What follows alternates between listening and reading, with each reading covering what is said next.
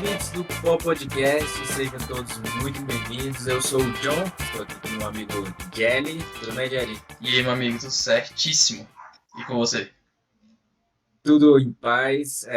Hoje estamos aqui para mais uma gravação, mais um episódio. Qual o episódio, Jelly? 21, é isso? 21, 21, 21. Nossa, olha só, é 21. E, antes de mais nada, antes de a gente começar com o nosso convidado aqui, gostaria já, ó, tem mudanças aqui para quem está assistindo, ó. Quem viu o último episódio tá ligado, Exato. ó. Tá fofo, nosso apoiador aí também do Pô Podcast, já fica nossos agradecimentos. Olha, cara, qualidade, viu? De verdade. Camisazinha aqui, ó. Camisa é boa, camisa é boa. E o nosso outro apoiador, a página dele, tu sempre esqueço, cara. TK Games. TK Games DF. Pô, Ele Thomas, faz lives na Twitch de games e tudo mais. Quem gosta de exatamente. lives, cola lá. Cara, é fera. Exatamente, dá uma olhada lá. E não esqueça de compartilhar, curtir, se inscrever e assistir todos os nossos episódios. Sinta-se à vontade e bem acolhido por nós. Nós esperamos que vocês gostem. Exato. É... Cara, eu só queria mandar também um salve especial pra quem tá escutando a gente, só escutando, porque cara, eu tava recebendo uns feedbacks muito bacana de quem só escuta a gente, porque, enfim, é o intuito principal do podcast, né?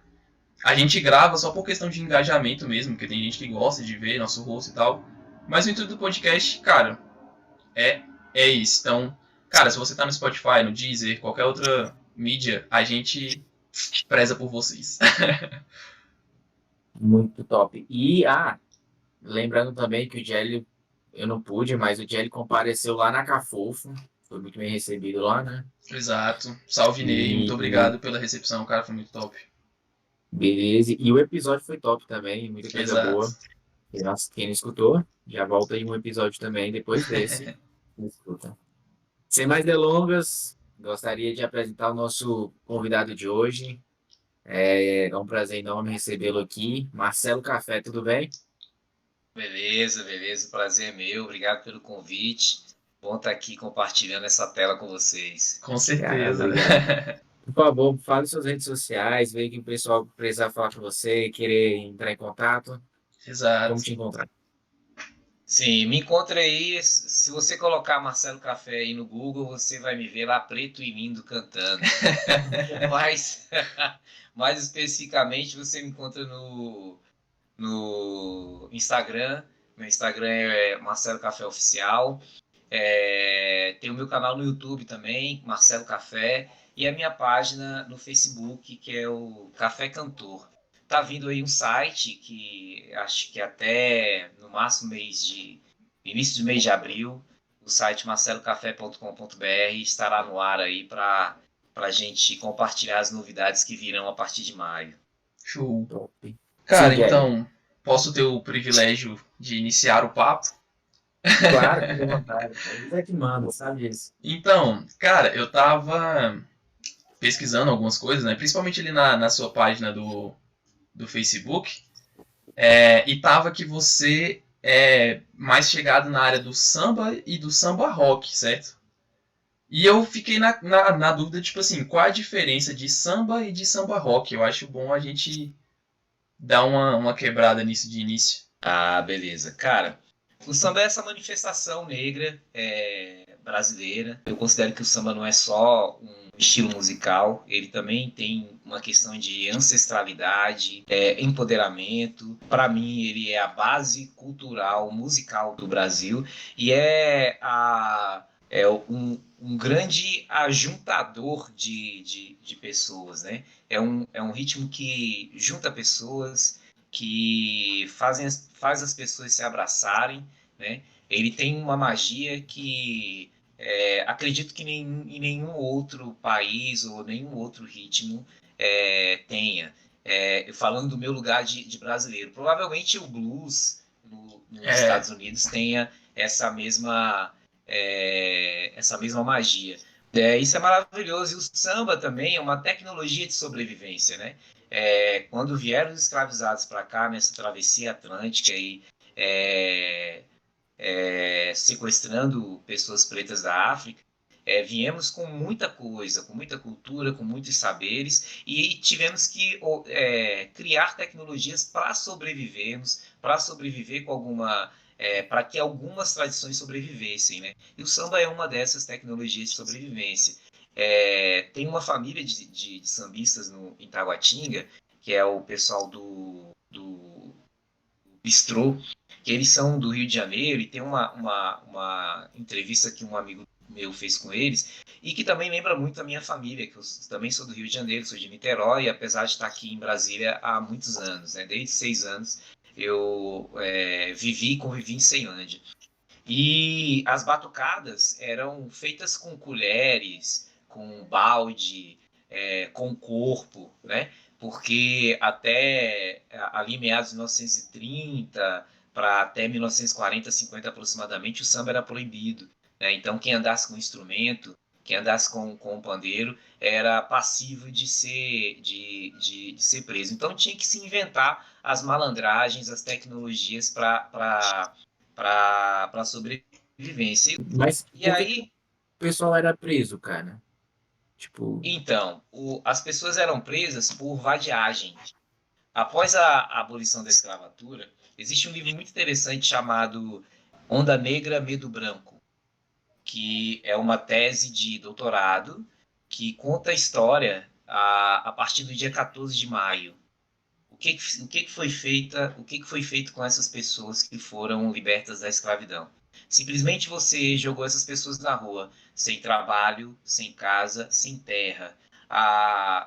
Houve uma constituição no Brasil que proibia negros de terem terra e de estudarem também, além de praticarem as religiões de matriz africana, a capoeira e o samba. Tudo isso era considerado vadiagem. O Brasil, ele é um dos países mais hipócritas em relação a essas questões raciais. A gente pinta a nossa era colonial de forma muito romântica, mas foi uma forma bastante cruel para negros, indígenas e pobres. E aí, depois do dia 13 de maio, essas pessoas estavam na rua.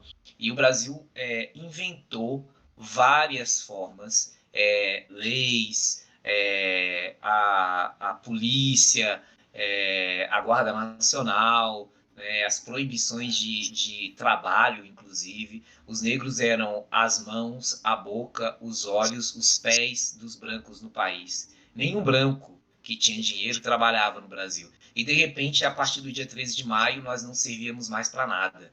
E começaram a trazer pessoas da Europa para trabalhar, como se nós não tivéssemos construído esse país, né, em cima do sangue dos nossos ancestrais. Então, tudo que o Brasil inventou para proibir a sobrevivência desses negros, tudo isso não serviu para que nós não serviu para aos intentos que eles desejavam, que era exterminar os negros no país e acabar com a herança negra no Brasil. Mas a gente tem tecnologias, né? A gente tem as mulheres pretas que nos ajudaram nas nossas sobrevivências, a gente tinha a malandragem, né? A gente tinha outras formas de falar e tecnologias que ajudaram a chegar aqui, nesse tempo que estamos, o samba, o candomblé, a umbanda, o jongo, as escolas de samba, né? Todas essas tradições pretas, o samba de roda, o coco, né? Com tecnologias de sobrevivência, né? E aí, pegando a pergunta do Jelly, né, sim. que eu me alonguei no samba, Não, o que samba isso. rock, Cara, muito interessante a história, real. muito top. então, o Ah, samba só rock uma coisa também, acho que vocês estão vendo sim, que eu mexi no celular claramente. Eu tô gravando um story, tá? Desculpa também pra todo mundo aí que tá vendo. o samba rock é um estilo musical, né, cara, que mistura coisas do Brasil, coisas dos Estados Unidos, mistura o jazz, o rock, dos maiores nomes desse estilo é o Jorge Benjor. Ele mistura um pouco de rockabilly e tal, e fez muito sucesso nos anos 60, principalmente em São Paulo, nos bailes em São Paulo e no Rio de Janeiro, e era também uma forma de resistência e de reconhecimento de negritude. Principalmente em São Paulo, os bailes que tinham em São Paulo e tal, os clubes que tinham clubes em São Paulo que era só para negros, que era só para brancos. Então rolava muito samba rock, rolava muito baile black, né? E o samba rock tem essas misturas. Você consegue identificar o samba rock pela batida, pela forma de falar, que geralmente são letras que estão, como é que eu posso dizer, elas são mais festivas, né? E a instrumentalização do samba rock é um pouco diferente do samba, né? Você tem toda a cozinha ali de percussão, mas aí Sim. você sempre tem uma bateria, você tem um baixo, você tem sempre um naipe de sopro, né? E o swing dos instrumentos de corda, de acompanhamento, por exemplo, violão e cavaco, é uma batida bem ritmada. Tá vendo? Isso Mas aí é. já Vamos ficou. lá. Você que mexe nesse mundo da música e tal, hoje você já vive só da música? Sim, só vivo da música e Coisa de boa, hein? projetos culturais. Faz do que gosta, né? Graças a Deus. Cara, muito bom. Como é que, assim, muita gente fala, né, que quer virar cantor, só quer trabalhar na música, quer ser compositor e tal. E é uma batalha, cara, é uma coisa bem difícil, né? Não é, tipo assim, quando a gente vê um cantor que chegou lá, não sei, chegou lá que as músicas estouram e tudo, não foi uma caminhada fácil, né? E de onde é que você brotou? O que que você foi fazendo até você hoje viver só da música?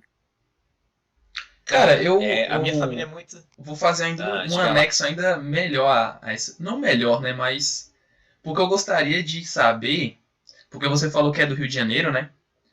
Anexar Aham. nessa pergunta aí que o John fez, de como que você iniciou na música, mas para você falar um pouco, tipo, já desde antes mesmo ali, porque eu vi numa notícia do Correio Brasiliense que você ganhou seu instrumento com uns 10 anos de idade, não foi o primeiro? Uhum. Então, Isso. eu queria saber, tipo, antes disso, tipo, como que você era como criança, esse tipo de coisa, se você lembra da sua infância em Niterói, no Rio de Janeiro, né? Acho que é Niterói mesmo. Niterói. É? Niterói. Então, Cara, eu lembro muito da minha infância no Rio de Janeiro, porque por volta de 6 para 7 anos eu saí do Rio. E eu convivia demais com a minha avó. E a minha família, o meu bisavô, nasceu na época do ventre livre. E no Rio de Janeiro nós somos todos pretos. E depois de um tempo que eu fui começar a entender as formas que meus tios e que minha avó tratavam a gente. Minha avó, por exemplo, fazia a comida e dava na gente com a mão, na boca. E esses dias eu assistindo o documentário Sankofa, que é um documentário que faz uma viagem pela costa da África, onde houve o tráfico negreiro. Havia ainda uma comunidade que se reunia para comer com a mão. caraca, show de E bola. eu e minha irmã, a gente estava conversando sobre isso. Embora a gente não saiba exatamente de onde a gente veio, porque destruíram nossa documentação, né? Rui Barbosa fez esse favor à branquitude brasileira de destruir essa documentação, mas tem traços que ainda são preservados, né? E eu lembro muito disso. Em Niterói a gente mora. Esse ano retrasado eu estive lá para visitar minha família e a gente mora no morro, mas é um morro para baixo, né? A família toda mora no morro que é para baixo. É tipo um buraco assim. E o Rio de Janeiro é cercado de matas, né? E eu lembro muito que lá é a casa da minha tia, aí era a casa da minha mãe no meio, aí a casa de um primo num patamar mais abaixo e lá embaixo a casa da minha avó com um poço, que a gente pegava água de caçamba. Caramba, que Tomava legal, água a família toda junta, né? Isso é né, muito bom. tudo junto, não tinha água encanada e tal, luz era gato e etc. E meu primo, meu primo mais velho, Jonas, que já foi para outra dimensão, tocava bateria. E eu ficava imitando meu primo em casa, tocando nas panelas da minha mãe, né? E a gente tinha, a família toda, praticamente 70, 80% da família é evangélica e muito musical. Então, tem primos que tocam sopro, minha mãe é regente de coral e tocava acordeon, hoje não toca mais por conta das costas, é um instrumento muito pesado, né? Sim. E a gente sempre teve essa intimidade com a música. E lá no Rio de Janeiro, eu lembro que eu conversava muito com as árvores bananeiras, eu gostava muito de animal, eu gostava de brincar muito com cigarro, eu ficava buscando imitar o som das cigarras nos violões de pau que eu fazia. E aí, quando a gente veio para cá, eu lembro até do dia que no momento em que nós pegamos o ônibus, né, que eu não lembro agora o número do ônibus, mas a gente pegando o ônibus em Niterói para ir para a rodoviária do Rio de Janeiro para vir para Brasília, que meu pai ganhou uma casa aqui e ele também conseguiu um emprego aqui na Rádio Planalto, que era uma rádio super fantástica, famosona aqui em Brasília. Pra vocês terem uma ideia, era essa rádio uma das colaboradoras com o aniversário de Brasília e com 7 de setembro. Né? Era uma coisa grandiosa essa rádio aqui em Brasília. E aí lá eu já cantava na igreja também, e aí lá para os 10 anos aproximadamente, minha mãe me deu um violão, que eu nem sei de onde que veio, e eu comecei a aprender. Ela já tocava algumas coisas, os primeiros acordes de violão foi minha mãe que me ensinou as notas naturais, dó, ré, mi, fá. Eu estudei um pouquinho com um professor e dali para frente eu fui desenvolvendo sozinho, né? Tocando em revistinha, né? As famosas revistinhas de antigamente que a gente comprava para aprender a tocar Djavan, aprender a tocar Zé Ramalho e tal. E esse foi meu caminho. Eu estava falando para o Jerry mais cedo que eu até tentei estudar um período na escola de música, mas naquela época a gente não tinha vale transporte, né, para estudante. Eram 2 vezes na semana, eu não conseguia pagar passagem e acabou que ficou para lá.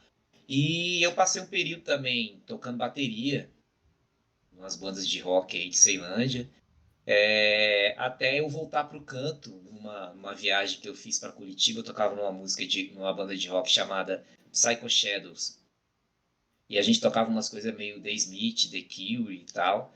E aí eu peguei o violão, cantei a música Ainda Lembro, da Marisa Monte, numa reunião, e o cara falou assim: bicho, o que você está fazendo tocando bateria? Vai cantar. Só que eu tinha maior receio de cantar, porque eu convivia no meio de roqueiros e tal. E aí, essa época era um tempo onde os homens cantavam meio rockão, tipo grunge, né? E tal. Caraca. E eu tinha uma mistura assim, meio de uma voz meio aguda, meio grave e tal. E a primeira vez que eu cantei com a galera, eu fui cantar uma Janis Joplin e começaram a rir. E eu me calei. E aí, quando eu cantei lá nesse lugar, me veio essa coragem de voltar a cantar, né? E quando eu voltei, saí da banda, a banda se desfez, na verdade, e comecei a cantar em barzinho na Ceilândia. O primeiro lugar que eu cantei chamava-se Margarita Blue. A mesa custava R$ 1 cada mesa. Depois eu fui promovido para sexta-feira, onde a mesa custava R$ 3. Caraca. Mas nessa época era dinheiro, né? Rapaz, eu não sei não, eu sei que a gente se virava. Cara, eu imagino, eu já vi alguns cantores contando histórias que, tipo, é só o amor mesmo pela música, o gostar, que a gente, tipo assim, gosta do que faz e faz de coração mesmo, que dá essa motivação, né? Bicho, mas é uma coisa assim que é o seguinte: a gente é preso numa questão de status. Depois que eu decidi trabalhar só com a música, eu fui entendendo isso. Eu fui entendendo também o significado de sucesso, com outra visão. Fui entendendo o significado de fama também. Fui vendo olhando de outra forma. Porque a gente tem, principalmente em Brasília, você com 25, 26 anos, você já tem que dar uma satisfação para a sociedade. você tem que ter um apartamento em Águas Claras, você tem que ter um carro e você tem que estar no concurso público. E era isso que eu buscava. E aconteceu isso comigo também. Entrei no concurso público e vi que não era aquilo que eu gostaria, que eu ia ser Café. infeliz. Tem uma publicação no Instagram que eu vi que era assim, o sonho do brasiliense é passar no concurso, comprar um apartamento em Águas Claras, comprar um HB20 branco e ter Branco. um Shih Tzu. E ter É, um Shih Tzu. eu Exatamente, sei. exatamente. Porque isso te dá status, né, cara? Isso é foda, porque, por exemplo, quando você chega, a música, ela é de outro plano, né, cara? É uma coisa maravilhosa, mas ela não te dá status enquanto você não tá no mainstream, né? E aí, quando você tem uma namorada, ou você tá no meio de amigos que são concursados e tal, e alguém te pergunta, assim, sempre tem essa pergunta, você trabalha com o quê? E aí você fala, eu sou músico, tá, mas você trabalha com o quê? Cara, eu sou músico, né? Tem essa onda, porque para muitos a música não é vista como trabalho, é vista como hobby, né? E quando eu comecei a enxergar de outra forma e ver que sucesso eu já tenho, por ser a pessoa que eu sou, por ter escolhido fazer o que eu escolho e que eu escolhi, e que fama é outra coisa, e que se eu continuasse onde eu estava, eu ia ser infeliz. E a vida é muito curta para a gente ser infeliz a vida toda, só para ganhar dinheiro. E tem como a gente ganhar dinheiro com música, né? Ir buscando caminhos e buscando possibilidades. Passa perrengue? Passa, né? Porque pode ser que seja um caminho mais difícil do que os outros, mas é tão difícil tanto. Para você ser um médico, você precisa estudar, você precisa buscar caminhos, né? Você passa no mínimo 10 anos estudando para ser um médico, né? Eu passei no mínimo 8 anos para ser o Marcelo Café que eu sou hoje, né? Com projetos reconhecido, com música tocando em rádio, com festivais, etc. Né? Cara, E isso é é, isso, isso é é, escolher e caminhar. isso é engraçado porque, tipo, você tá comentando do perrengue e tal, do tempo que você tá. E é só no perrengue que a gente dá valor. É só na dificuldade que a gente dá valor pra quando a gente consegue mesmo, né? Então, igual você falou, cara, passei 8 anos estudando pra ser o Marcelo Café de hoje. E você só vai saber o peso que é ser quem você é hoje por causa do trabalho que você teve construindo quem você é hoje, né? Querendo ou não, qualquer sonho, independente se, tipo assim, do estereótipo que tem, igual você falou dos músicos, eu cito também os humoristas, artistas, Até atores, Sim. jogador de futebol, jogador de né? futebol, É, todo mundo, Esporte cara. em geral. Cara, mas a galera, bodybuilder também, enfim, um monte de gente que, cara, dá é, literalmente a vida pra essas paradas, assim, o seu tempo, o seu esforço, o seu suor, o seu sangue, pra não ter o reconhecimento devido, né? E Café, você estava é. falando do negócio do concurso. Falando do concurso, E você falou assim, tem a questão do pessoal que é questão do concurso e você acabou entrando nessa mesma visão, né? sim, sim. Eu passei em 3 concursos, né? Passei no Banco da Amazônia, na Embrapa e na Caixa Econômica. Eu trabalhava numa cooperativa de crédito do Banco do Brasil e estava ali influenciado por essas questões bancárias e tal. E queria realmente ser bancário, eu achava massa e gosto muito de trabalhar com pessoas, gosto muito de conversar, como você já deve ter percebido. E, e aí eu queria ser bancário e tal. E passei nesses concursos, eu passei na Caixa, mas a Caixa me chamou e quem me chamou foi o Banco da Amazônia. Eu já estava há 5 anos na Cooperforte, uma empresa que amo de coração. Trabalhei 4 anos nessa empresa, pagou parte da minha faculdade, embora eu não tenha terminado, mas ela pagou parte da minha faculdade, ajudou demais na formação dos meus filhos, né? E aí eu fui para Tocantins, fiquei 6 meses lá, no Banco da Amazônia, e eu entrei com essa ilusão de que tudo ia ser diferente, que eu ia ser feliz lá e tal, mas eu só tinha um status. Mas eu não tinha as coisas que me formavam o Marcelo e nem o Marcelo Café. Eu estava infeliz naquele lugar e decidi voltar.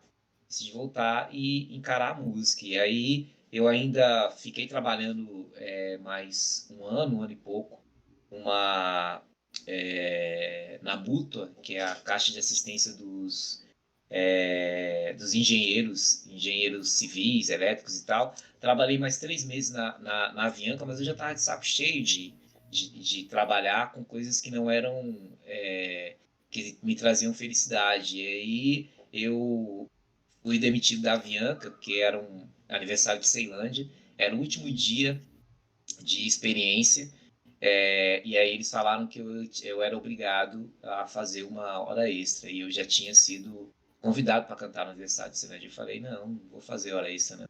Ah, mas você é obrigado e tal. Eu falei, eu não sou obrigado a fazer hora extra. É alguma coisa que só eu possa resolver? Se não for, então eu não vou fazer. E aí eu fui embora e fui tocar. Cheguei no outro dia, eu estava demitido. Aí eu falei, graças a Deus.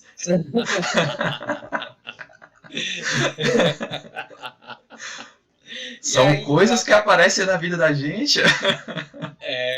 de lá pra cá eu falei, velho, eu não vou mais trabalhar com o que eu não quero. E aí tem 6 anos que eu trabalho só com a música. Minha mãe ficou doida e tal, você tá maluco? Como é que você vai fazer e tal? Bicho, vamos Cara, é embora. interessantíssimo isso que você está falando, porque realmente tem esse paradigma aí, a questão do concurso.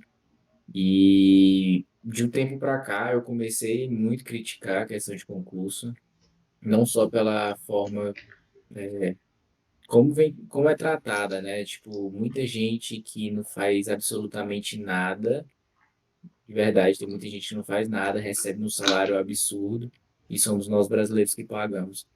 E eu já fico injuriado nessa parte, né? Depois eu comecei a entender um pouco mais e tudo. E aí eu comecei a pensar, tipo, passar em um concurso só para receber o dinheiro. E depois que eu comecei a trabalhar no que eu gosto, correr atrás de alguns objetivos, né, que me atraem mesmo, me atraem os meus olhos a mexer com aquilo ali, é uma gratificação que você não tem preço, velho. Não tem um concurso que vai te trazer aquele benefício, né, vamos dizer assim. Por mais que seja, você, cansativo, você realmente bota a mão na massa, né? Infelizmente, a maioria das pessoas não tem uma percepção como essa. Um dia, eu acho que foi ontem, foi antes de ontem, eu estava conversando com uma pessoa sobre a reforma administrativa, que era onde começar a pegar o pessoal que vai entrar no concurso, começar com o salário lá embaixo, como se fosse a via particular. E cresce o salário depois, se ele fizer alguma coisa produtiva para o local onde ele trabalha. Rapaz, para que falar um negócio desse? Pessoa que era concurseiro quase me bate, doido. De verdade. Então, assim, é uma percepção diferente, né? E chata de se conversar. Essa percepção, isso que eu estou falando para você, é porque isso tem a ver com o meu sonho, né? Que eu sempre sonhei em ser artista, porque eu comecei, na verdade, antes de ir para a música, eu comecei com teatro. Depois que eu saí da igreja, eu nasci e cresci dentro da igreja evangélica, foi dentro da igreja também que eu me desenvolvi musicalmente e tal, e fui para o teatro, depois eu fui para a música, enfim, tem todo um processo. Mas a gente também não pode correr o risco de demonizar o serviço público, porque nem todos têm esse comportamento que você Sim, citou.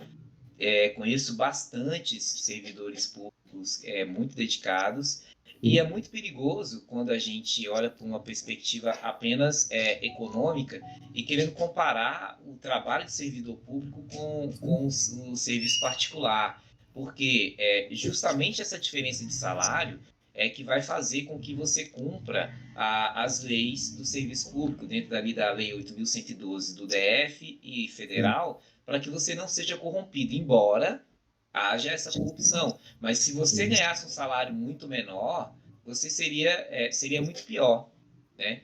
Então a gente precisa ter um pouco de cuidado com isso, porque tá muito na moda, ainda mais com essas coisas com esse governo que está aí, né, Sim. que diz que não é político e que não quer saber de eleição, mas desde quando entrou já estava querendo se reeleger, demonizando o serviço público, né? Cara, a gente Aham. é pobre e se não tiver serviço público a gente está fudido, é só isso.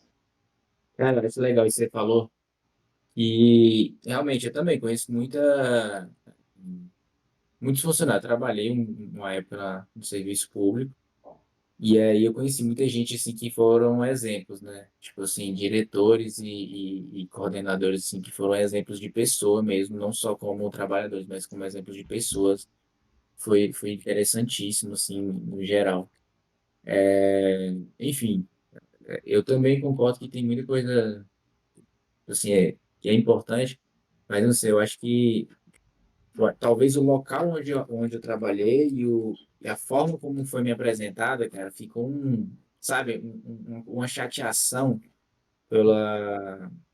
Não sei se é um exemplo assim, tipo, você não agrega valor nenhum, tá? Você tá indo lá para bater o ponto e receber seu dinheiro, sabe? Exato. E então, assim, me deu uma percepção de, ainda mais como é na área da saúde, uma coisa tão Sim. defasada no Brasil, né? Pô, enfim, Essa, essa dá uma sensação de percepção, ser cara. sensação de ser Aspone, né? Cara, muito feio. E aí, assim, Isso. eu acho que isso me deixou um trauma de tentar. Se eu entrar, eu já vi pessoas que entraram lá e, vamos dizer assim, tentaram arrancar a cabeça por tentar fazer alguma coisa diferente, né? Tentar fazer uma Aham. mudança. E aí, isso deixa uma chateação na pessoa em observar aquilo de perto. É todo ano a gente, sempre quando tem eleição, a gente tem essa discussão da demonização dos servidores públicos, né? Sim. Mas é preciso a gente ter esse cuidado e entender que há lugares, lugares, pessoas e pessoas, e se Uhum. realmente fosse do jeito que se fala, a gente estava enrolado. Olha, Claro. olha, olha o que está acontecendo com o SUS aí. Se não fosse o SUS, Sim, nossa, como é com como certeza. é que Isso não estaríamos? tem nem como debater, né, cara, em questão da. Né? Exato. Cara, eu tava vendo um vídeo de uma estudante do ensino médio, não, ensino médio não, da universidade, que ela dos Estados Unidos, que ela tava doida pra fazer. Na verdade, eu não sei. Eu tô falando que ela era da universidade, tipo, que ela queria fazer a universidade aqui, eu acho, que ela tava saindo do ensino médio. Mas mais provavelmente é isso. Que ela falou que queria fazer esse intercâmbio aqui no Brasil. E ela, não sei qual estado que ela era lá dos Estados Unidos. E todo mundo falando, tipo, cara, por que você quer ir pro Brasil, não sei o quê. Aí ela, velho, só vou falar uma coisa. Isso ela falando em inglês, né? Pros amigos dela. Lá tem SUS. Pesquisem o que que é. E só. Aí acaba o vídeo. Falei, cara, pronto. Lá o sistema de saúde inteiro é privado. Cara, se Sim. É, você rala o seu braço e você precisa de um hospital, você tem que pagar alguns dólarzinhos pra alguém botar um curativo no seu braço. Sacou? é, a maioria das famílias americanas elas são endividadas com universidades e hospitais. Por isso que o É, pessoal lá, tipo, já sempre tem o costume já, né, de cultura da a poupança é justamente, não é tipo assim, para vou comprar um carro pro meu filho quando ele passa para a faculdade, igual tem alguns brasileiros que pensam É, assim, ou vou juntar para poder, sei lá, comprar uma chácara, como tem também muita gente aqui em Brasília que faz isso, nos seus quando tá perto de aposentar, quer comprar uma chácara, enfim, sair de Brasília, né? Lá não, eles têm esse costume de juntar dinheiro para poder pagar a faculdade de filho, para poder pagar pela própria educação, caso, sei lá, tenha um câncer. Você sabe que o dinheiro inteiro você vai ter que penhorar sua casa, é, você vai ter que penhorar seu carro, você vai ter que fazer tudo, hipotecar, né? é um outro processo, é um outro modo de viver, de cultura, né? Eles têm a cultura das armas, a gente não tem essa cultura aqui. Embora a gente tenha muita violência e tal, mas a gente não tem a cultura de andar as pessoas armadas no meio da rua, né? Essa cultura de juntar dinheiro para pagar a faculdade ou para pagar médico, nós não temos essa cultura. E outra coisa, a gente é pobre, nós somos, em relação à maioria das famílias americanas, embora lá também haja negros, mas negros nos Estados Unidos é no máximo 20-22% É, de negros. E aqui nós somos a maioria e a maioria é pobre. Pra vocês terem uma ideia, eu entrei na UNB, eu tinha 44 anos. Mas por que eu entrei na UNB? Porque teve cotas. Porque eu nunca achei que aquele lugar fosse para mim. Nunca cara, achei que aquele interessante lugar isso fosse para mim. que você está falando. Eu ia perguntar exatamente isso. Você falou que o trabalho até ajudou a pagar uma parte da faculdade, você não terminou e tal. Hoje, formação, você falou agora de UNB, questão de universidade, que você fez, o que você segue. Pois a primeira faculdade, eu comecei a fazer uma faculdade em 2002, que foi a Faculdade de Relações Internacionais. Eu entrei na Faculdade Michelangelo, que nem existe mais, paguei a inscrição, passei e tal, não sei o quê, e fiquei, cara, eu dava o golpe mesmo, saca? Chegava no final do semestre, eu ia lá, negociava, mas não pagava.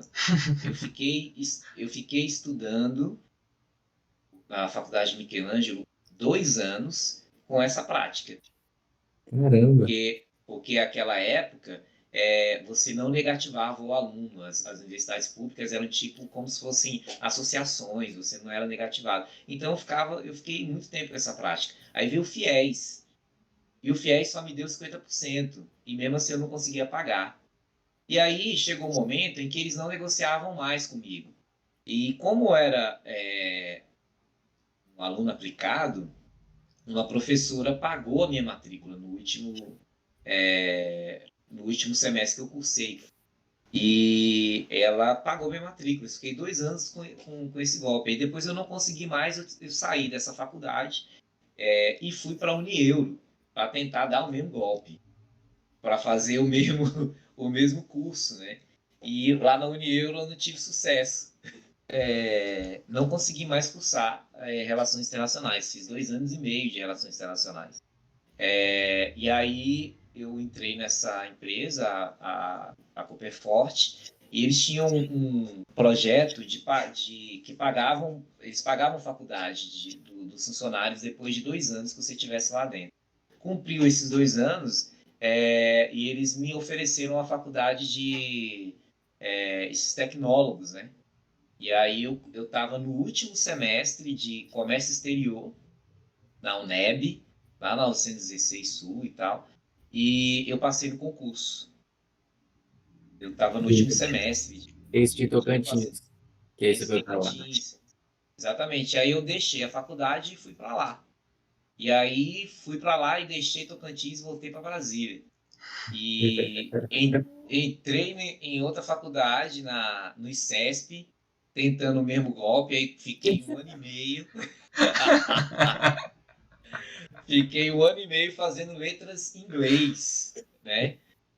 Fiquei um ano e meio fazendo letras em inglês no ICESP, com esse mesmo golpe, tá? Negociava e não pagava. Fiquei um ano e meio. Rapaz, Até, Caramba, eu nunca tentei isso, velho. bicho, sem dinheiro para estudar, você tinha que fazer as paradas, sabe? Bicho, eu já entrei em ônibus várias vezes e entrava no ônibus e falava assim, motorista, eu preciso ir para a faculdade, estou sem dinheiro. Eu preciso trabalhar, não tenho dinheiro para passagem e tal. Você pode me levar aí e tal. E altas vezes já pulei janela de ônibus, né? É Tempo que a mesmo? gente entrava, a gente entrava por trás, dava calote, eu pulava a janela e tal, porque não tinha ônibus, caraca. né? Caramba, Tinha que mano. juntar quem a gente recebia os vale transporte de Aquele papel, papelzinho. Hã? juntava os vale transporte tal para poder fazer um lanche na escola à noite tal e altas altas Caramba. paradas. E aí quando eu me decidi pela música e eu pensei assim, velho, eu preciso fazer uma faculdade. E aí uma amiga minha, Lidiane Leão, falou assim, Café, vai para o UNB, velho. Lá que é seu lugar. Falei, bicho, mas e que aí? Como é que eu vou fazer e tal? Ela, vai, tem as cotas, você consegue, vai lá e tal, não sei o quê. E eu tava num perrengaço, tava nesse processo de não querer trabalhar mais com coisa que não fosse a música, morando só, tinha me separado há uns 2 anos e tal. Vendendo CD, eu vendia CD na noite, né? Eu fazia o CD pirata de mim mesmo, ia na noite para vender CD para poder comer, para poder pagar meu aluguel e tal. E aí eu entrei pela UNB, né? Fiz o vestibular para letras francês e estou me formando, acho que esse semestre eu termino aí. Pô, que E top. por conta das cotas, eu É isso fiz que eu ia essa. perguntar sobre a questão de cotas, cara. Porque, assim, eu sempre tive uma... Eu sempre tive, não. Tipo assim, teve um tempo que eu tava com a percepção de que as cotas... Eu acho que todo mundo já escutou essa opinião e foi um que impregnou na minha cabeça. Foi a... aquela questão que a escola devia ser para os pobres e não distinguir raça, porque o pessoal fala muito que ainda tem preconceito, né? Tipo, entrou por cota, tal, não sei o quê, e aí gera o preconceito, enfim. E aí ficou aquela questão de que as cotas deveriam ser para as pessoas pobres, né? E não distinguir raça ou gênero, enfim, nada. E aí eu li um livro agora há pouco tempo, eu não acho que o nome do livro é O Pequeno Manual Antirracista. Eu não Sim, lembro qual a da autora. Djamila Ribeiro. Isso, exatamente. E ela cita sobre essa questão das cotas, de onde nasceu, por que nasceu, né? Um pouco da devolução, enfim. E eu achei bem interessante. E qual a sua opinião, assim, em questão de cota? O que você tem hoje? Você realmente apoia? Você acha que tem mudanças, enfim? E aí, então, respondendo a sua pergunta e terminando a minha fala, além da questão das cotas, por causa da bolsa também. Eu fui Hum. bolsista na UNB e se não fosse a bolsa, eu não conseguiria terminar o curso, né? Em 2016 é que minha carreira artística começou a mudar por conta do Festival Brasil Independente que eu ganhei, me deu uma visibilidade muito grande em Brasília, e aí as condições financeiras começaram a mudar. Me deu um pouco mais de folga, né? Com mais trabalhos que foram surgindo. Mal lhe E pergunto, interrompendo novamente, ah, entrou por cota e bolsa. Desculpa, eu não sei qual é a A diferença. bolsa é tipo assim, mano, ele é pago, não pago, né? Tipo assim, ele recebe uma Bolsa? ajuda de custo pra poder estudar, tá ligado? Tipo isso. Sim, sim, entendi. isso, Beleza, beleza, beleza. É. exatamente. Então, é uma bolsa permanência, uma ajuda de custo para você continuar lá. Então, você Entendi. recebe um valor, você tem um almoço e a janta, o café da manhã, sem pagar. E tem outras possibilidades, né, para que o aluno continue lá, que a questão financeira não seja o principal motor da saída do aluno da UNB. Então, as cotas, cara, ela é urgente, elas são urgentes, são importantes e elas são um dos principais motores de mudança de nível de pessoas pretas na sociedade brasileira hoje. O governo PT, nos 12 anos que teve no poder, fez muita mudança social e é por isso que nós hoje estamos vivendo uma situação complicadíssima, porque nós brasileiros temos uma elite raivosa e que não quer ceder lugar para pessoas pobres e principalmente pretas. E tudo isso que nós estamos vivendo hoje é a tentativa de destruição mesmo que ela não tenha sido total, mas a tentativa de destruição da primeira vez em que nós tivemos um projeto de país, de distribuição de renda, de distribuição de oportunidade. Né? A UNB hoje, ela tem mais negros do que pessoas brancas. Ela tem mais pobres do que ricos. Hoje a UNB é 51, 52% de pretos e pardos. Até o ano 2000, era uma universidade totalmente elitizada e branca.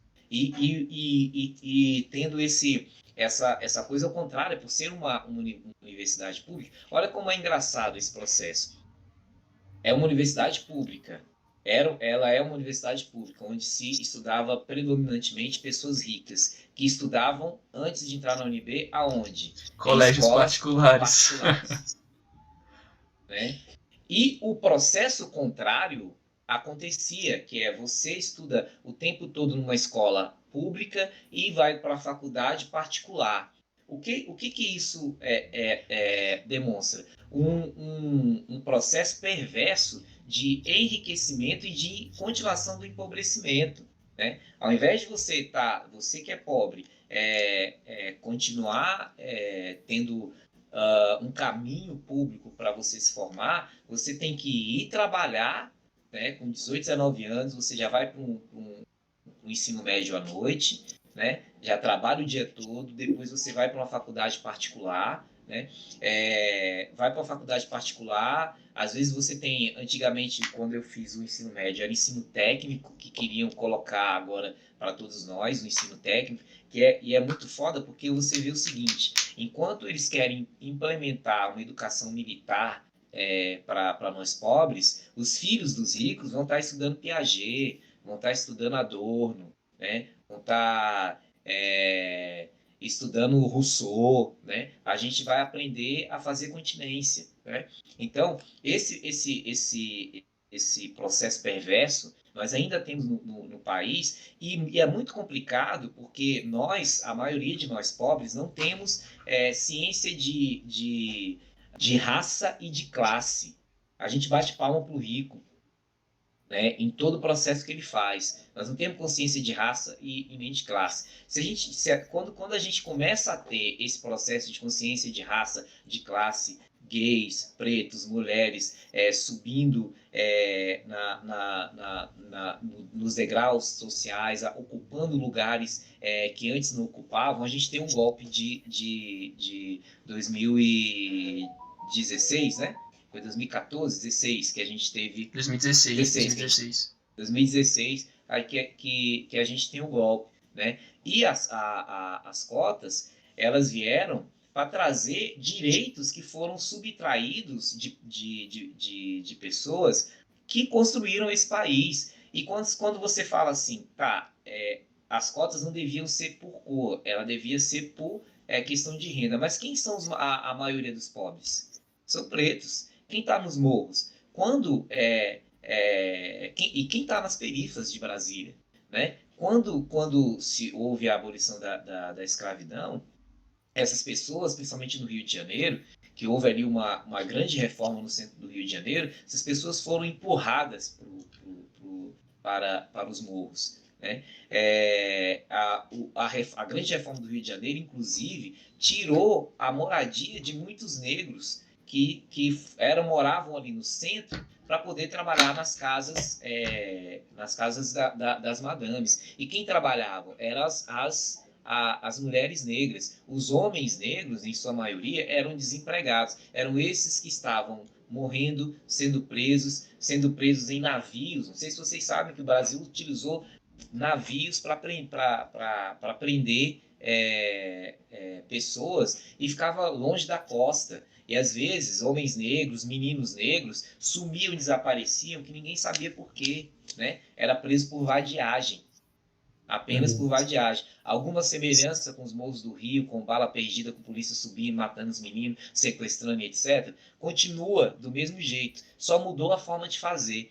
E as cotas para pessoas pretas, ela não é uma novidade no Brasil. Nós tivemos cotas para alemães, para italianos, para militares, para deputados. Por que nós não podemos ter para pessoas pretas? Então, a gente só demonstra com tudo isso o nosso grande preconceito e o nosso grande racismo, que ele é disfarçado numa literatura chamada Casa Grande Senzala, né? Dizendo que nós somos pessoas cordiais e que temos uma convivência harmoniosa entre as raças e que nós não somos racistas e que o racismo e que a escravidão foi bem para os negros, né? Então a gente se utiliza de todas as armas, né? De todo o cabedal de desculpas e de falas para dizer que nós não somos racistas em relação a pessoas negras. Mas quando há um preconceito com pessoa branca, aí ele fala assim, olha aí, racismo reverso. Entendi. Cara, eu acho Exatamente. isso legal. Eu Cara, acho que foi uma coisa que me trouxe pensamento, uma percepção diferente depois que eu li o livro o Manual Antirracista, né? Muito bom, inclusive, muito bom livro, curtinho, mas com bons estralos, né? Ah, pois é, e eu sempre me dei por conta essa percepção, né, da cota por racial ou por por ser pobre ou não ter dinheiro em si, né? Eu acho que é Uhum. exatamente isso também, tipo, comecei a trabalhar muito cedo, não tinha muito tempo para ficar estudando, e tal, e por isso eu tive que pagar minhas faculdades, não consegui passar em nenhum vestibular, né? E aí eu não sei se isso juntou com as percepções e toda essa cultura que vem nos abraçando, né? E vem falando e falando coisas. Enfim, acho legal, muito bom esse pensamento. Falei, Jelly.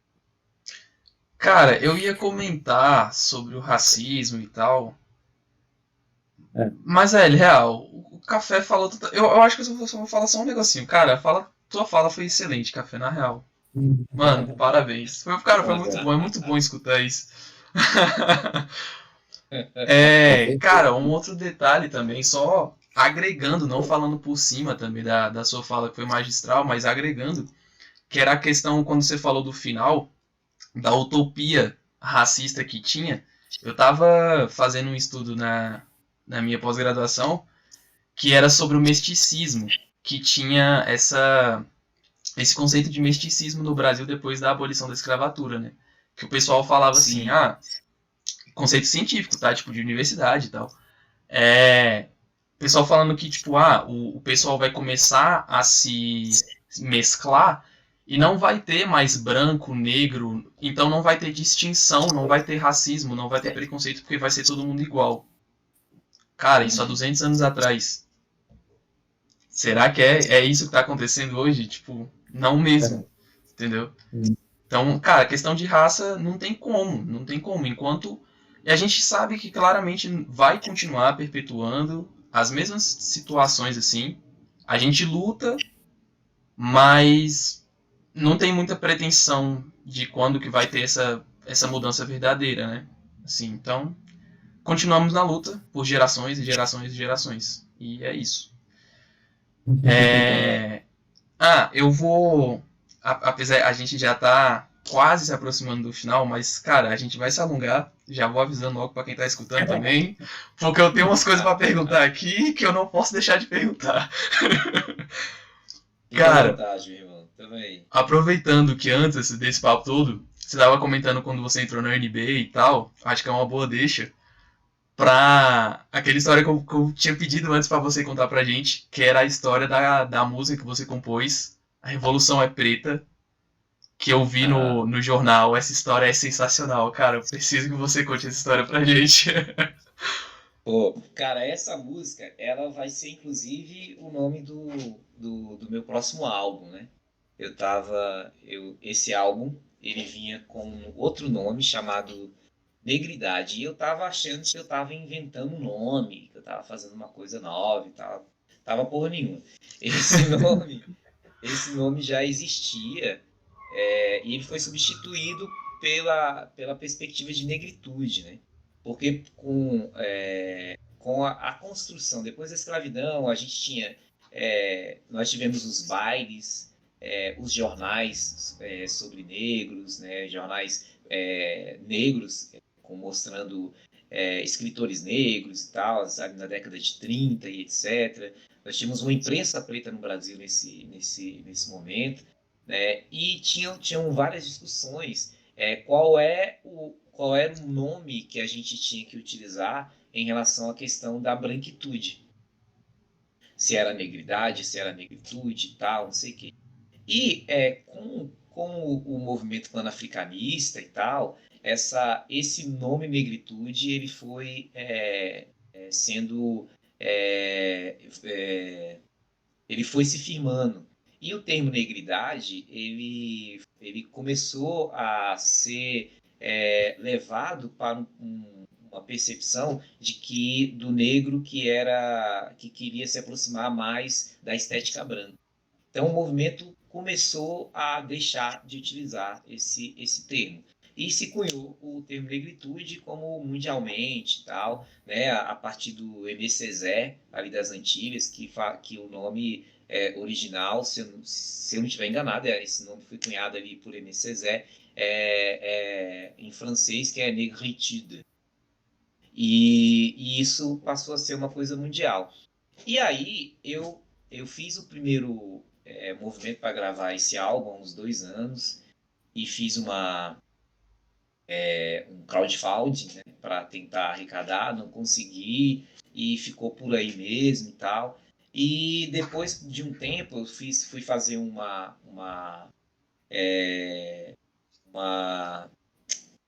fui concorrer ao edital da Natura e queria utilizar esse mesmo nome, né? E aí eu e minha namorada, eu sempre tinha dúvida desse nome, e ela é tipo hackerzona da internet, e a gente foi fazer uma pesquisa maior em relação a esse nome, né? E encontramos uma tese de doutorado falando sobre a relação desses nomes. E aí foi onde eu desisti de utilizar esse nome. E encontrei essa relação que eu contei para vocês antes. E resolvi colocar o nome do álbum A Revolução é Preta. É um álbum que vai vir aí, acho que em maio eu já estou lançando, e todas as músicas estão falando sobre empoderamento, sobre negritude, sobre estética negra, sobre cabelo. É Show. uma mistura de samba, samba rock, samba de roda, ijexá, e vai vir com esse nome, a Revolução é Preta. Essa música eu compus na UNB. Eu estava saindo de uma aula ali naquele... Quando a gente sai da ala norte, e aí tem uma parte assim mais ao sul, Pati, estava saindo do Sim, Pati, sim. né? E eu vi ali onde era como é que chamava? O Você tava indo quilombo. do ICC Norte pro ICC Sul. Então, tipo, Isso. E aí depois, antes do RU, por ali? exatamente. Aí eu estava passando ali por dentro, né? E aí vi em cima perto ali onde existia o quilombo, que foi um movimento que surgiu ali no golpe, 2016 e tal, e perto do CA de Ciências Sociais, uma frase dos Panteras, I have seen God and she is black, né? Uma tradução livre assim, eu vi Deus e ela é preta. Isso me tocou, né? Eu saí do CC Norte já compondo essa música. Ela vem, ela vem, a revolução é preta e tal. E foi indo, cara. Eu cheguei no CA cheguei no CA de letras, essa música já existia na minha cabeça. E sempre quando, pelo menos comigo, acontece isso, quando eu vou escrever, existe uma imagem. Eu imagino do que eu estou falando, se eu vou falar sobre natureza, eu estou imaginando e tal. E essa imaginação que vinha, essa visão que eu tinha na minha frente, é o arquétipo da vinda de Cristo, que, para quem é cristão, é aquela coisa de quando Jesus vai vir sobre as nuvens, né? E ao redor dele com anjos tocando clarins. Essa minha imaginação, essa minha visão era uma mulher negra e ao redor dela eram ogãs. E isso me perturbou muito, porque isso mexe com a minha formação evangélica. Eu nasci, cresci na igreja evangélica, acho que eu saí da igreja para não me denominar mais crente tem pouco tempo, mas eu convivi com isso até os 22, 23 anos. Então, isso é uma coisa que tem que estar em mim, está na minha família. Minha mãe é evangélica até hoje, embora eu tenha hoje outras experiências, né? Mas isso está em mim, eu não posso negar. E isso me perturbou muito. E eu fiquei com medo de escrever essa música, né? Porque isso ia de encontro ao que eu acreditava até então. Mas você Até que eu fala cheguei assim, em casa. medo por você mesmo, tipo, por pressão familiar, igual você falou, sua família é muito evangélica, a maioria, né? Ou por que, assim, medo? Esse medo de você olhar para um outro lugar em que você já estava. Eu já estava envolvido com questões de negritude, já estava envolvido que quando você começa a se envolver com essas questões de negritude, você automaticamente você começa a também entender sobre questões de religiosidade, né? Porque isso faz parte de todo o processo de empoderamento e de tentativa de apagamento da existência da cultura negra no Brasil. Então, isso era para mim uma admissão que eu já estava em outro caminho. Eu cheguei em casa um dia, eu estava vindo, eu tinha tocado no... Cara, como é que é o nome do evento? É um evento que tinha tem na UNB, que são os CAs que fazem. Eu não me recordo agora.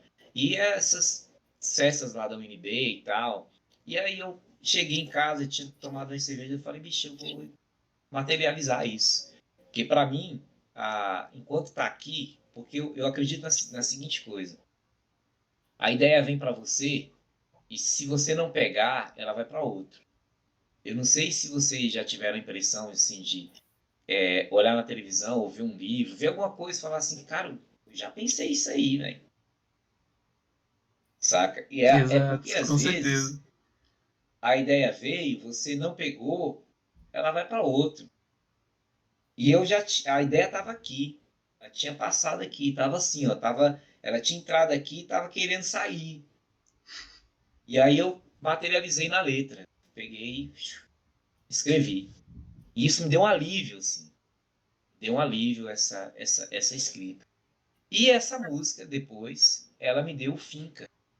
Eu ganhei em 2017 o Finca com essa música, que é o Festival de Música Independente da UNB, que o Móveis Coloniais de Acaju já ganhou, Ellen Oléria já ganhou, outros artistas da cidade já ganharam. E em Caraca, show de bola. 2017, e em 2017 Temos visitas. minha mãe passando. E em Olá, tudo bem? 2017, tá falando com a senhora aqui. Oi, boa noite! Boa noite. Tudo bem? Peraí, deixa eu tirar aqui. Peraí. Atrapalhei, foi? Não, que isso, de forma alguma. Desculpe aí. Que isso, não é problema. E aí, em 2017, eu ganhei o Finca com essa música. E essa música depois eu fui para São Paulo, no São Paulo Expo Samba, ganhei um prêmio com ela também. E depois eu ganhei o prêmio de melhor voz do Festival da Rádio Nacional em 2018. Então ela foi Caraca, que assim, legal, velho. e essa música é poderosa, assim, ela é uma coisa muito forte, que fala muito forte comigo, com muita gente que ouve e tal. E é isso. E aí, ontem eu estava numa entrevista também, e o rapaz me perguntou assim, e aí, Café, a revolução é preta? E eu falei, cara, a revolução é preta e é feminista. E quando a mulher preta se move, todo o sistema muda também. Cara, eu acho É, que e é é isso. exatamente isso. Eu vejo uma coisa muito forte, muito uma garra, né? E um dos meus negócios aí, e tem uma sócia, né? Negra, cabelo cacheado, né? Também é minha companheira, minha namorada. E tem muito essa garra de muitas vezes eu tô realmente meio cabisbaixo, tô meio com o pensamento mais ali atrás, tal, e ela fala, não, isso vai dar certo, isso vai e tal. E vejo o poder da mulher. É, E ainda mais ela sendo a negra ali também, eu vejo muito quando lendo o livro desse esse manual antirracista, eu estou começando a ler outros, né? Não conheço muito sobre a cultura em si, enfim, mas me vem muitos relances, muita coisa de exemplo, né? E é legal isso que você falou. Ela é negra e é feminista, muito bom, cara. Exato. Legal. Cara, porque, igual. porque Desculpa, Café, pode falar. só para completar o que ele estava falando, porque quando uma mulher negra se move, muda todo o sistema, porque elas são a base, né? Se o homem negro ganha menos, a mulher negra ganha muito menos. Então, quando se tem esse movimento, então, às vezes, vocês devem conhecer pessoas que foram criadas apenas por mães, e em sua maioria são mulheres negras, e que faz todo o rolê para sustentar, né, para dar estudo, para dar casa e dar possibilidade. Né? Então, quando essas mulheres se movimentam, tudo muda, velho. Com certeza. É. Igual que a gente estava comentando também mais cedo, que você estava falando que, cara, as mulheres são muito mais inteligentes que a gente, elas são muito mais organizadas. Enfim, as mulheres são muito mais superiores a gente em vários sentidos, né? E, cara, é exatamente isso. É exatamente isso. Porque acho que quem é mais oprimido tem que lutar mais, né? No caso, a gente, tipo, pretos, homens, vamos supor. Cara, a gente é oprimido porque a gente é preto. Beleza, a gente é pra outras coisas também, mas tô falando majoritário. Aí, cara, as mulheres pretas, por exemplo, elas são oprimidas porque elas são mulheres e pretas. Então, tipo, cara, já é uma coisa a mais. Ou seja, você tem que meio que lutar dobrado. Então, Cara, é eu acho. isso. Eu tô gostando demais, aí, pô, fãzão aqui do café. Tipo, já tava gostando cada vez mais. Mas café você não é vegano, não, né, velho? O que Cara, que tem a ver, vegano bicho? não, mas eu Sai. curto. Tu curte? Curto. Porque, mano, é sério. Eu tava vendo isso hoje, uma reportagem sobre vegano. Eu não tô conseguindo aceitar ainda, cara. Tipo assim, Por quê, eu velho? sei que, eu sei que o futuro é vegano, mas É... hoje, enfim, é legal. Eu só queria dar, Bom, era só um quebra de gelo mesmo. mas essa é uma pergunta massa. Que é o seguinte, eu curto, saca? Porque eu sempre fui comedor de verdura e tal. Que em casa minha mãe sempre nos possibilitou isso, graças a Deus e tal. E aí, eu namorei uma moça que ela era vegetariana, né? E eu sempre achei que a comida vegetariana era super sem graça e tal. E eu vi que não. Eu namorando Como com assim, ela, cara. né, cara? Não, Cara, Cara, tem umas depende coisas. muito. Depende muito. Tem umas coisas, bicho, que são inexplicáveis. Que você, se você abrir o portal da percepção, você abrir o portal da percepção, você vai ver que tem umas coisas que são deliciosas, são muito que você nem percebe que são Exato. vegetarianas ou veganas, sabe? Então, assim, um dia que você for num restaurante vegano, ou uma festa vegana, já fui em festa vegana, cara.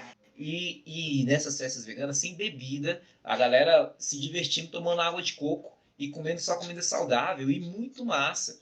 Porque a gente sai desse processo de que achar que a comida só é saborosa se tiver carne e só tem diversão se tiver bebida alcoólica, né? Então, Legal. isso eu aprendi demais com isso. E Cara, hoje com eu curto, certeza. assim. Hoje eu namoro uma outra moça que ela não é vegana nem vegetariana, mas a gente curte. De vez em quando a gente faz umas comidas, pelo menos 3 vezes na semana, que é comida vegetariana, né? E eu Legal. tô, e eu tô numa dieta esse mês, que eu vou fazer 48 anos agora em março. Revelador. Eu tava esperando você contar a sua idade pra o pessoal ficar, meu Deus, como assim? Mas isso, obviamente, só pra quem está nos vendo. Quem está ouvindo, gente, ele parece que tem a nossa idade, tipo 20 e pouco. É isso. Ninguém dá 48 pra você, mas nunca na vida. Eu vou fazer 48 dia 28. Ceylan já faz 50 dia 27. E eu faço 48 dia 28. E Cara, eu show entrei de numa bola. dieta esse mês, saca? Assim, tô comendo menos carne. Eu praticamente cortei frango da minha dieta, porque me veio umas paranoias, assim, que bicho é esse que a gente tá comendo? Que em poucos dias tá adulto. E aí eu 45 dias, cara. 45 dias o frango é um pintinho. 45 dias ele tá na sua mesa. É isso. é, É bizarro quando você para pra pensar. E aí eu cortei, bebo. Eu não falo assim que eu não faço mais, né? Eu evito frango, como muito pouco frango.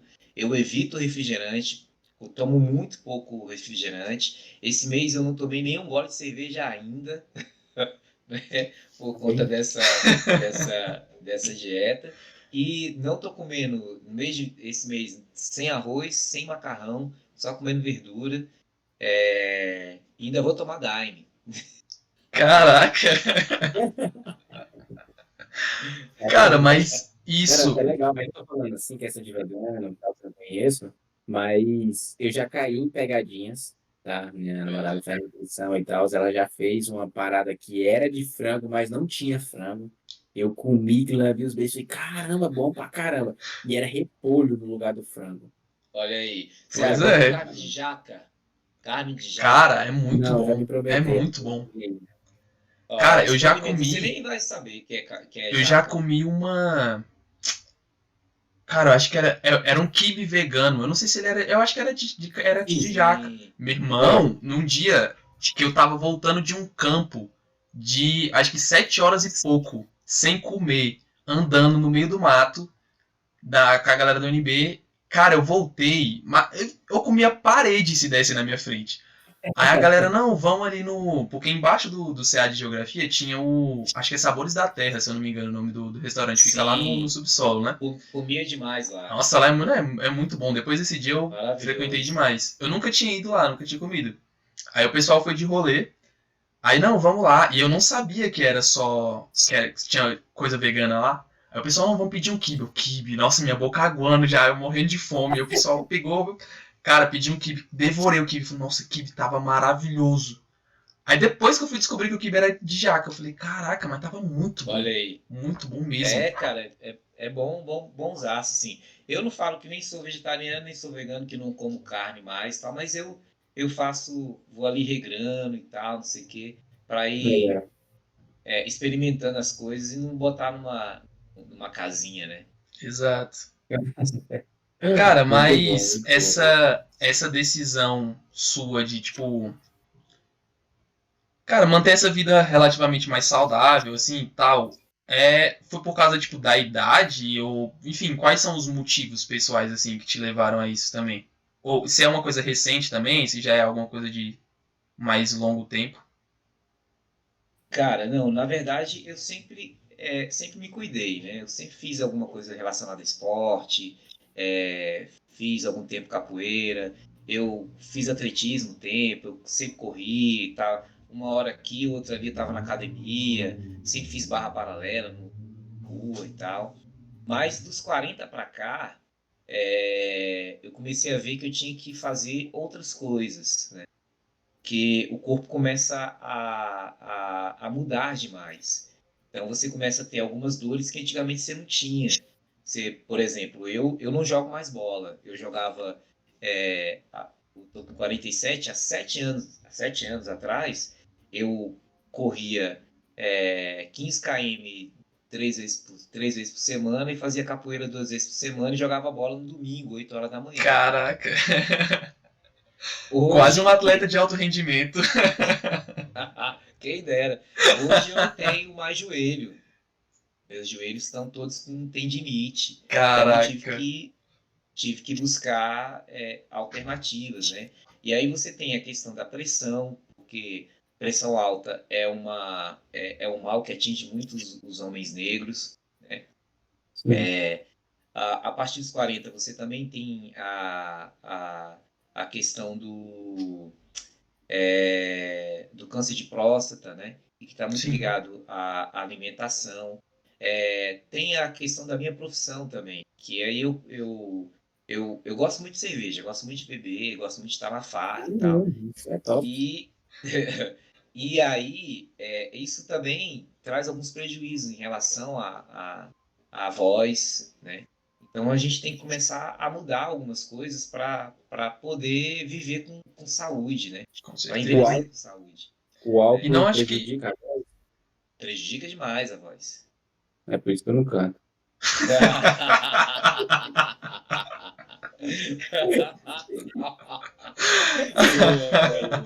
Ai, ai. Tá explicado, tá explicado. Então aí você tem que começar. E eu, né, nunca. E sempre quando eu tô vendo ali a barriguinha crescer, aí eu dou uma freada em alguma Com coisa, em certeza. outra e tal. E esse mês eu queria passar diferente. Eu queria é, fazer 48 de outra forma, assim, mais lúcido, mais saudável, buscando outras coisas para comemorar isso, sendo a pessoa que eu gostaria de ser mesmo, né? Então aí desde o dia 28 de fevereiro, eu não tomo uma cerveja, não como arroz, não como macarrão, nem refrigerante, e tô assim numa dieta para chegar no dia 28 sendo aquilo que eu queria ser esse mês. Cara, com Top. certeza, show de bola. Por exemplo, quando você começou a falar, ah, não, acho que eu vou me dedicar só à música. Você imaginou que, tipo, você chegaria onde você tá hoje? Ou era o seu plano chegar onde você tá hoje? Cara, esse é um dos planos. E nesse caminho eu também fui aprendendo que eu não me resumo só ao Marcelo Café artista. Existem outras pessoas aqui que precisam ser desenvolvidas, né? E eu ainda não cheguei onde eu quero. Eu quero uma carreira nacional, quero mostrar minha música para mais pessoas. E eu cheguei hoje onde eu estou quando eu assumi ser realmente quem eu gostaria de ser. É igual essa coisa da dieta que eu te falei. Eu sempre quis ter um corpo razoável ali, saudável. Mas eu nunca fiz um movimento para realmente acontecer isso. Esse mês eu estou fazendo. Já emagreci 4 quilos e tal. Caraca. Tô dormindo bem melhor, sem a bebida alcoólica e tal. Bebia pelo menos 3 vezes na semana. E, e isso já me traz uma satisfação muito, muito grande. Então, essa coisa do Marcelo Café de hoje foi quando eu olhei para esse cara e falei assim, bicho, você vai ou não vai fazer o que você tem que fazer, né? Então, a gente tem muito medo de ser o que a gente é, tem muito medo de assumir o que a gente tem que assumir. Principalmente quando essa assunção não vai te trazer um status, ou não vai te trazer uma riqueza, não vai te trazer um reconhecimento por seu poderio econômico ou político. E dentro desse processo de construção desse artista Marcelo Café, passava pela pacificação do Marcelo Fernandes, com a minha ancestralidade, pelo olhar e esse reconhecimento de ser um homem negro, de olhar para mim e olhar que sou um homem negro periférico e sou bonito sim do jeito que eu sou, saca? E isso tudo eu comecei a ter essa percepção depois dos 40. E se é tardia ou não, eu não sei. Eu sei que essa percepção chegou para mim depois dos 40. E hoje nós temos uma geração de meninos negros que começam a ter essa percepção muito antes. Mas isso porque houve uma construção. E que bom que está Exato. sendo, que bom que tá sendo assim. E a gente ser o que tem nossas dores e nossas alegrias, né? Mas ela tem muito mais alegria do que dor. A dor, a forma que eu vejo, é a dor de você olhar para você, olhar para dentro e olhar assim, bicho, e aí? E a partir desse olhar para nós, porque crescer dói, né? Mudar de lugar dói, mudar de postura dói e tal. Aí eu comecei a inventar projeto, eu fiz o baile do café, criei o Tardezinha do Samba, que já vão para o 4º ano de execução. Meti a cara em editais. Eu acho que a primeira mudança significativa para a construção dessa persona Marcelo Café foi a entrada na UNB, Cara, que muda todo 2000 mundo, eu acho que entra lá dentro, com certeza. muda demais, porque quando eu saí do emprego e muita gente me criticou, você tá maluco, saindo do curso, vai ver de quê? Ou vai ver de música, como assim, tá louco e tal, não sei o quê. E quando eu entrei na UNB, agora ficou maluco mesmo. Vai virar maconheiro. Agora ficou doido mesmo. Mas ali, cara, me trouxe outra percepção, outra visão, outro processo, outra forma de ver a vida, de ver as pessoas, outros relacionamentos, novos aprendizados, muitos horizontes, né?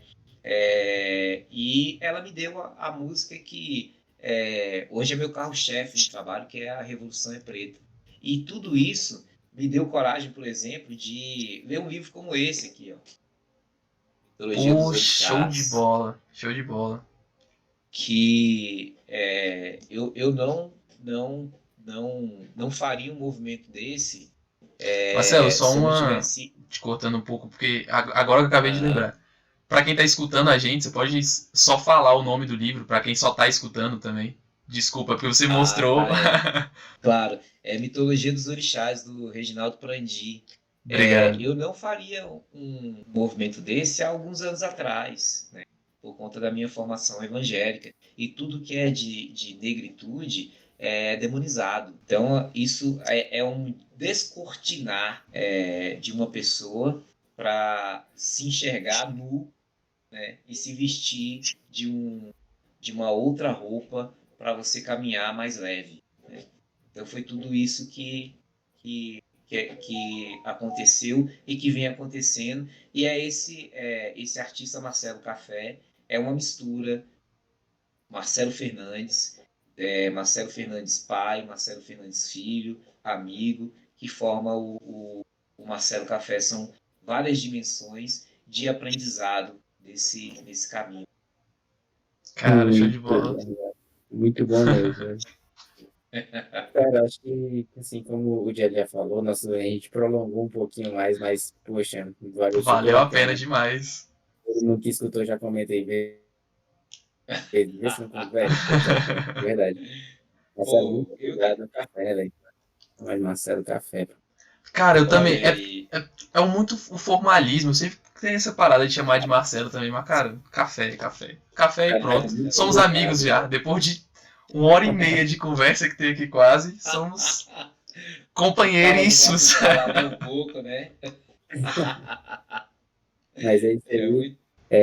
Fica os nossos agradecimentos. Café, foi um prazer imenso conversar com você. Realmente foi um papo muito legal, muito divertido e com um conteúdo muito, muito rico. Falta um pouco de diálogo dessas percepções, de tudo isso que a gente conversou. É muito interessante quando a gente bota em pauta assuntos que estão no nosso dia a dia, no nosso cotidiano e o quanto fazem a diferença quando a gente debate para ter outras percepções e conhecer um pouco mais, que é exatamente um pouco desse intuito que a gente tem no podcast, que é realmente conversar, bater um papo bem aleatório com vários conteúdos e que a gente não precisa brigar, discutir para dizer quem está certo ou errado, mas sim, né, ter uma boa conversa. Pô, Então, Marcelo, isso é massa, cara. muito obrigado, velho, de Isso é muito verdade. massa, porque você não fica preso a um caminho só, né, cara? A Com gente certeza. passeia por vários lugares e tal. É muito gratificante. Eu agradeço demais o convite de vocês. Cara, a Então, gente que agradece de verdade. Essa aula que você deu pra gente, literalmente. Cara, foi muito legal. Essas histórias, as risadas. Cara, foi muito show de bola. É. Cara, mas, esqueci. Ah, pronto, desculpa.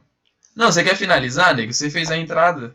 não, tranquilo, fica à vontade. Ah, então beleza. Só porque eu esqueci, você manda pra mim mesmo, né? De boa, é nóis, tamo junto. Aqui nossos agradecimentos ao Cafofo, muito obrigado. Você que não escutou o podcast, o episódio anterior, volta lá, conversa com o Ney, foi muito boa. Exato.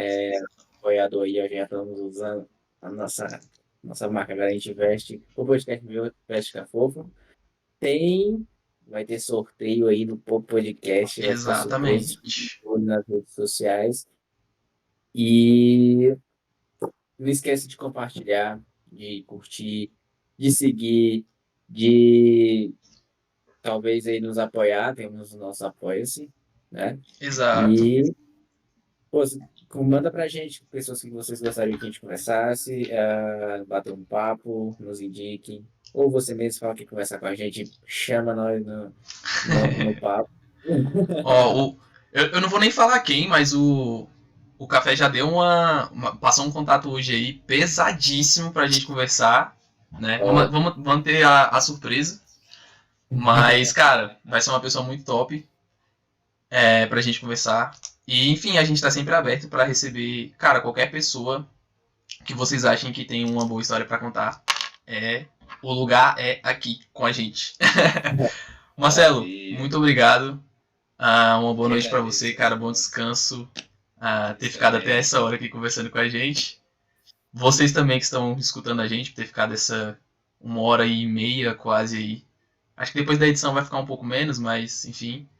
Valeu mesmo, muito obrigado. E é isso aí, gente. Valeu. Até mais. Até a próxima. Massa, valeu galera, valeu pessoal, muito obrigado. Axé pra todos, grande abraço. Valeu.